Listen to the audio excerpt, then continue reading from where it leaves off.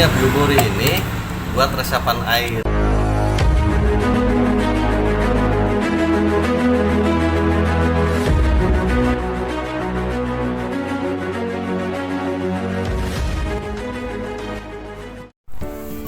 Assalamualaikum warahmatullahi wabarakatuh. Teman-teman, ini saya dapat tugas dari Dinas Pendidikan untuk membuat biopori di lingkungan rumah masing-masing. Kali ini biopori saya ini hasil bantuan dari suami saya, Pak Erwin. Terima kasih, Pak.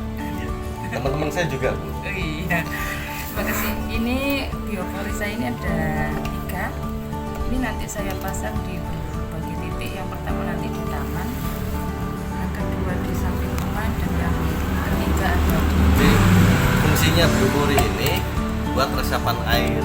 Jadi kalau hujan deras, rumah kita terhindar dari rendaman air.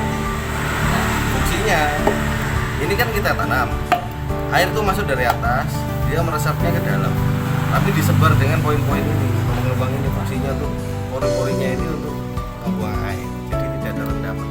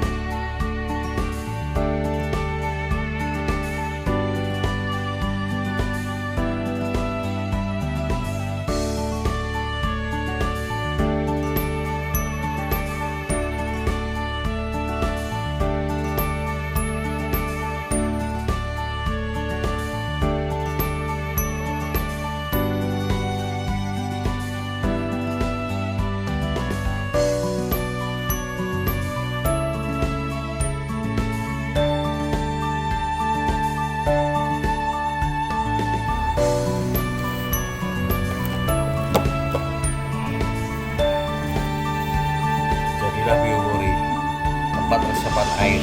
Jadi kalau hujan, air akan turun. Tidak ada genangan di sini, yang diresap oleh alat biopori penyebar.